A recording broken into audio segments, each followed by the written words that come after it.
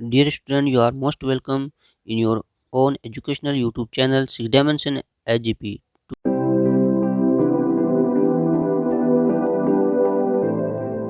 Today we have BA Part 3 Paper 2 English Writing in Indian Way.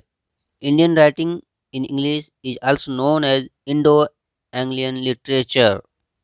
सबसे पहले हम बात करते हैं कि इस पेपर में 5 यूनिट्स यहाँ पर गिवन है और English writing in Indian way से मतलब यहाँ पर यह है कि राइटिंग तो इंग्लिश में राइटर करते हैं पर वो इंडियन होते हैं। इंडिया के रहने वाले जब राइटिंग करेंगे तो यहाँ पर इस नाम से जाने जाते हैं। सबसे पहले हम इसका chronology of Indo Anglian literature देखेंगे। क्रोनोलॉजी यानी जो डेट से रिलेटेड होता है, तो यहाँ पर is divided into 5 major parts. इसके 5 पार्ट्स किए गए हैं, वो देख लेते हैं 5 पार्ट कौन कौन से हैं। जो फर्स्ट पार्ट है वो 1820 टू 1870 यानी 1820 से 1870 तक फर्स्ट पार्ट यहाँ पर लिया गया है। दूसरा जो पार्ट है पार्ट 2 1870 टू 1900 यानी 1870 से 1900 तक लिया गया है। पार्ट थर्ड 1900 टू 1920 1900 से 1920 के बीच माना जाता है। और पार्ट 4 1920 1920 टू 1947 1920 से 1947 तक लिया जाता है। और जो पार्ट फिफ्थ है वो 1947 1947 एंड ऑनवर्ड्स यहाँ पर ये लिया जाता है। तो यहाँ पर ये 5 पार्ट किए जाते हैं। तो जो सबसे पहला पार्ट है उसमें जो मेन है वो यहाँ पर देख लीजिए कि राजा राम मोहन रॉय और स्वामी दयानंद सरस्वती, ये फर्स्ट पार्ट से रिलेटेड है। यहाँ पर age primitive era of Indo Anglian literature जो फर्स्ट पार्ट है। और सेकंड पार्ट जो है वो the period of literature and religious renaissance यानी जो धार्मिक लिटरेचर्स और से पुनर्जागरण या नवजागरण पुनर्जागरण से संबंधित है वो सेकंड पार्ट। और थर्ड पार्ट से रिलेटेड यहाँ पर दिया गया है कि वंदे मातरम, ये वंदे मातरम जो यहाँ पर है वो थर्ड पार्ट से है यहाँ पर रिलेशन। इसी तरह यहाँ पर जो फिफ्थ पार्ट है उसमें देखिए Nissim Ezekiel's a time to change, beginning of modern poetry, Keki Daruwalla, Kamala Das, Adil Jussawalla, Arun Kolatkar, Sarathi, Parthasarathy, Gieve Patil and A K. Ramanujan, ये मेन यहाँ पर राइटर्स गिवन हैं। तो हम सबसे पहले शुरू करते हैं यूनिट फर्स्ट। यूनिट फर्स्ट में यहाँ पर कुछ राइटर्स हैं जिसमें सरोजिनी नायडू और निसिम एजकिल। तो सबसे पहले सरोजिनी नायडू से शुरू करते हैं हम। तो life and career of Sarojini Naidu. तो सरोजिनी नायडू एक इंडियन राइटर हैं। तो इनको देख लेते हैं। जो ये बोर्न, इनका जो जन्म हुआ था बोर्न 13 Feb 1879, 13 फरवरी 1879 में इनकी पैदाइश हुई थी। और इस दिन को यहाँ पर वुमेंस डे के नाम से जाना जाता है। और जो इनकी मृत्यु हुई थी, जो डाइड हुई थी ये 1949 में यानी March two 1949 she I died. और इनके बारे में अगर देंगे तो इनको नाइटिंगेल ऑफ इंडिया यानी महात्मा गांधी ने इनको नाइटिंगेल ऑफ इंडिया, भारत कोकिला के नाम से इनको जाना जाता है। ये है इनका। इसके अलावा इनके ऊपर कुछ पॉइंट्स, इंपॉर्टेंट पॉइंट जो है एग्ज़ाम की व्यू से हम देखें तो कुछ पॉइंट हैं यहाँ पर जो बहुत ही इंपॉर्टेंट पॉइंट्स हैं जो पेपर में आपको अच्छे मार्क्स यहाँ पर गेन करने में हेल्प करते हैं। सबसे पहले began writing at the age of 12। यहाँ पर क्वेश्चन आ जाता है, फिल इन द ब्लैंक्स आ जाता है कभी कभी कि के ये पॉइंट आते हैं कि उन्होंने कितने साल की एज में लिखना शुरू किया था। तो यहाँ पर 12 को आप देख लीजिए, 12। तो 12 इंपॉर्टेंट है यहाँ पर कि 12 ईयर्स की एज में इन्होंने लिखना है। यहाँ पर स्टार्टिंग क्या था। तो now second point, higher studies at Cambridge University. इन्होंने जो हायर स्टडीज अपनी कंप्लीट की थी वो कैम्ब्रिज यूनिवर्सिटी से की थी। Now next point, during the period of 1915 to 18 Sarojini ने travel different region of India.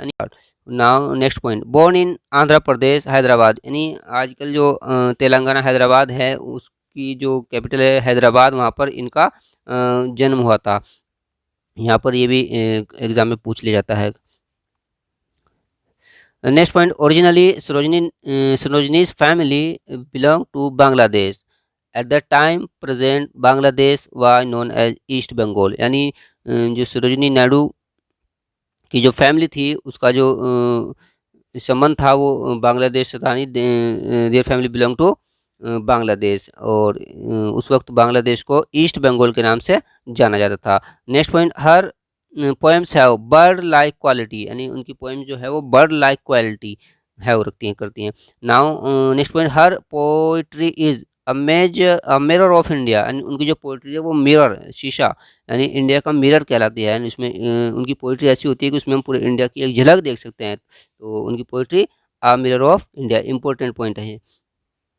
Now next point, Sarojini came in contact with national leaders like Gopal Krishna Gokhale, Rabindranath Tagore and Annie Besant, यानी ये नेशनल लीडर्स थे, तो इनके कॉन्टेक्ट में सरोजिनी नायडू आई। Now next point, governor of Uttar Pradesh united provinces, ये उत्तर प्रदेश की गवर्नर भी रही हैं। आप उत्तर प्रदेश को जो पहले यूनाइटेड प्रोविंस के नाम से जाना जाता था, संयुक्त प्रांत के नाम से जाना जाता था। Next point, Nizams college eight Hyderabad was founded by Sarojini father, यानी जो हैदराबाद में जो निजाम्स कॉलेज है उसको सरोजनी नायडू के पिताजी ने उसको फाउंडेड किया था, स्थापित किया था। Now next point, in 1905 Sarojini join the Indian national movement in the way of partition of Bengal. 1905 में जब बंगाल का विभाजन हुआ था तो इसके विरोध में वो इंडियन नेशनल मूवमेंट में शामिल हो गई थी। Now next point, Sarojini's poetic depends more on the melodic phrase. Now next point, she married Dr. Naidu at the age of 19, जब 19 साल की हुई थी 19 ईयर्स में, तो उन्होंने डॉक्टर नायडू से मैरिड हो गई थी, यानी शादी हो गई थी इनकी। Now next point, she expressed she expressed her deep love for the children in her poem Johnny children, यानी जोनी चिल्ड्रन जिन्होंने पोएम लिखी, उन्होंने अपने बच्चों के प्रति इसमें प्यार जताया है।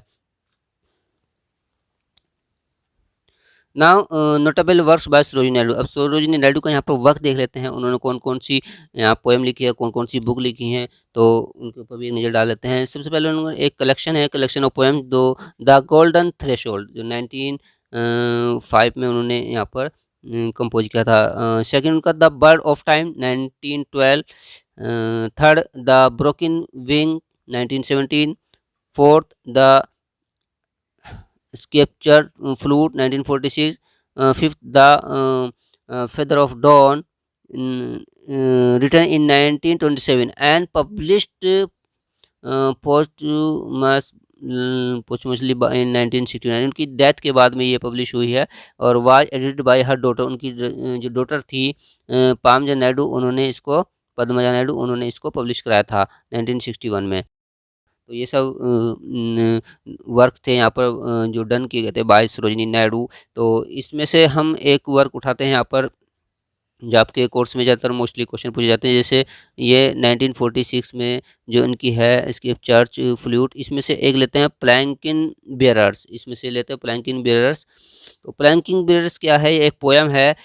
जो प्लैंकिन एक पालकी होती है, जैसे आजकल भी हम देखते हैं कि इंडिया के कुछ पार्ट्स में एक पालकी होती है जिसमें दुल्हन को बैठाकर चार उसमें लोग होते हैं जो उसको उठाकर चलते हैं, पालकी में बिठाकर चलते हैं। तो ये प्लैंकिन बेरर्स जो थी बाय सरोजिनी नायडू यहाँ पर लिखी गई थी और उसको 1943 में पब्लिश किया गया था इस पोएम को।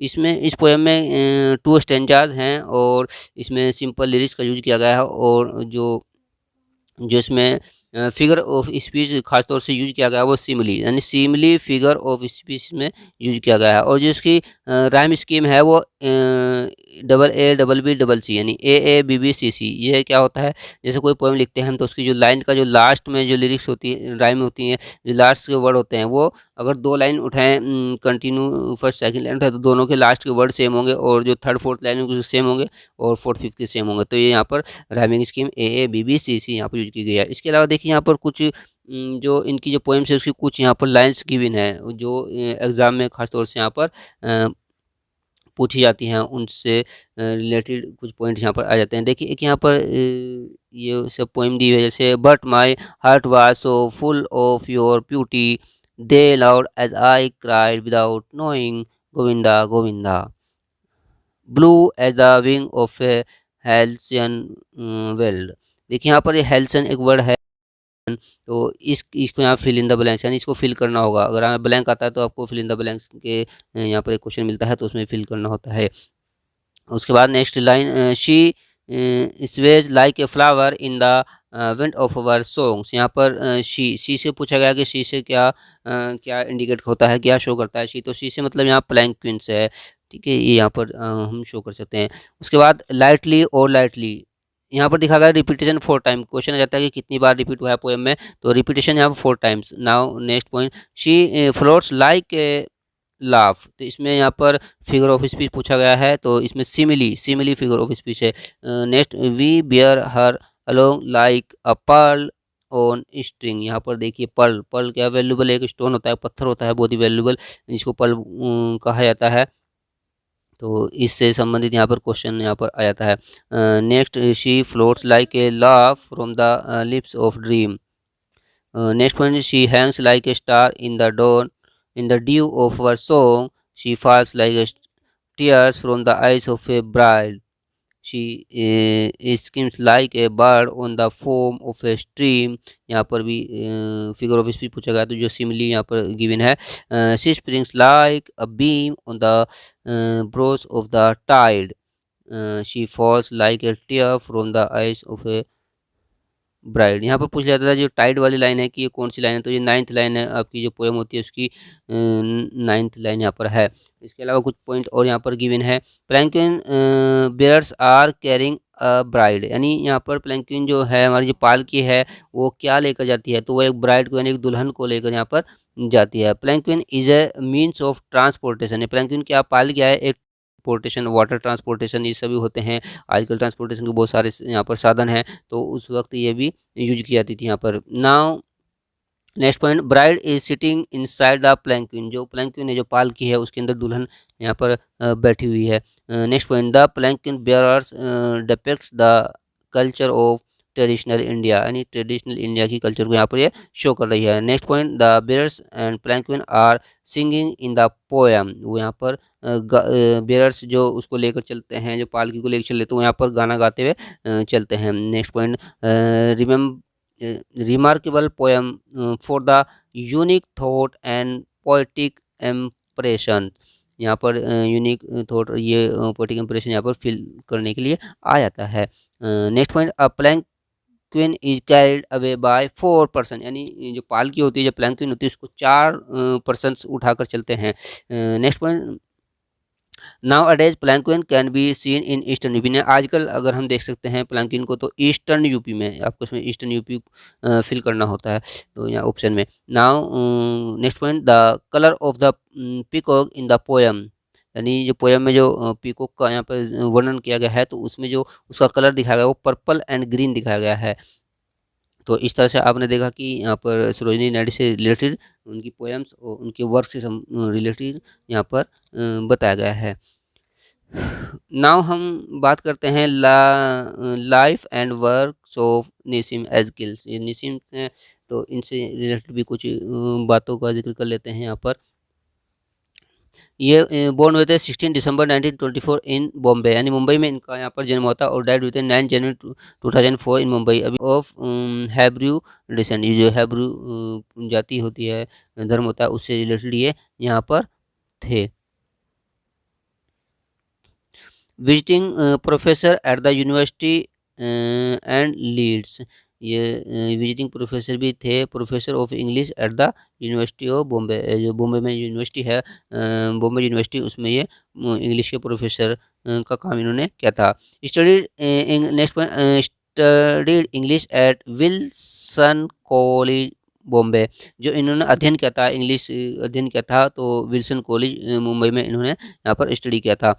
यहाँ पर ये ऑप्शन आ सकता है। Now next point, wife name, इनकी जो वाइफ थी वो डेजी जैकब, जो यहूदी जेविस कैटेगरी से रिलेटेड थी यहाँ पर, ये भी क्वेश्चन यहाँ पर पूछ लिया जाता है। Now next point, met CEM Joad during his Europe stay, जब ये यूरोप में गए वहाँ पर स्टे हुआ, तो उन्होंने वहाँ पर CEM जोर से मुलाकात की थी, वहाँ पे इनकी मीटिंग हुई थी। Now next point, community Bene Israel, तो जो इनकी कम्युनिटी है वो बैन इज़राइल से रिलेटेड है। Next point, in 1976 Ezekiel translated Nehru's poetry from English to Marathi, तो जो नेहरू की जो पोएट्री थी इन्होंने निसिम ने उनका इंग्लिश से और मराठी में ट्रांसलेशन किया था 1976 में। Now next point, got Padmashri award in 1988, और ये बड़ा ही इंपॉर्टेंट यहाँ पर क्वेश्चन है कि ये पूछा जाता है कि कब इनको व्हेन गॉट पद्मश्री अवार्ड, तो इन्होंने 1988 में पद्मश्री अवार्ड इनको अवार्ड किया गया था। नेक्स्ट पॉइंट,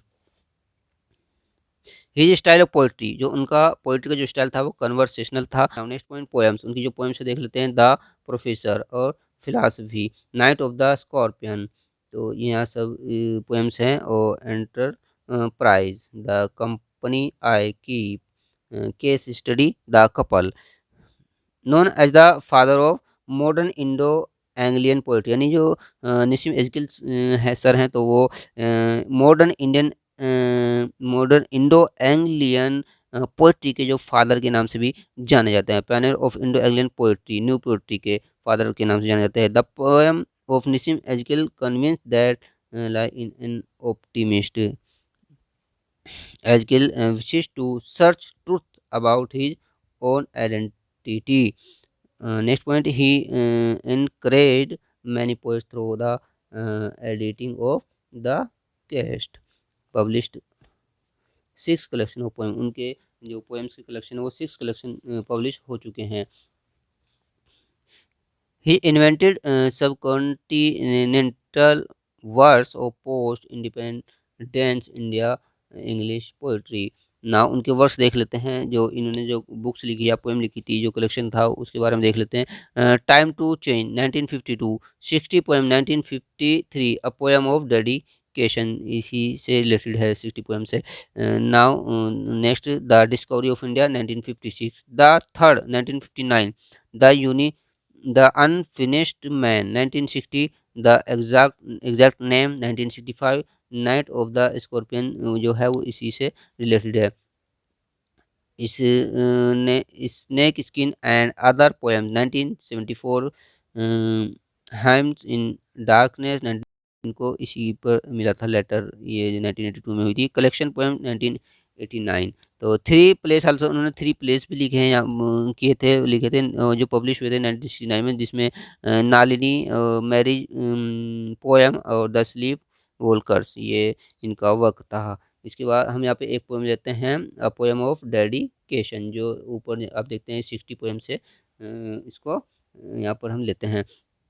तो ये निसिम की एक इम्पोर्टेंट है जी पोएम है, जिसमें 10 लाइन्स हैं। ये क्वेश्चन आता है कि कितनी लाइन्स हैं, तो और इसकी लाइन्स हैं, एक इम्पोर्टेंट लाइन है, the I want a human balance humanly, पूछ लिया जाता है कि किसकी लाइन से, तो ये इनकी है। फर्स्ट पोएम ऑफ 60 पोएम, यानी जो 60 पोएम का इनका कलेक्शन है जो 1953 में आया था, उसमें से फर्स्ट पोएम है।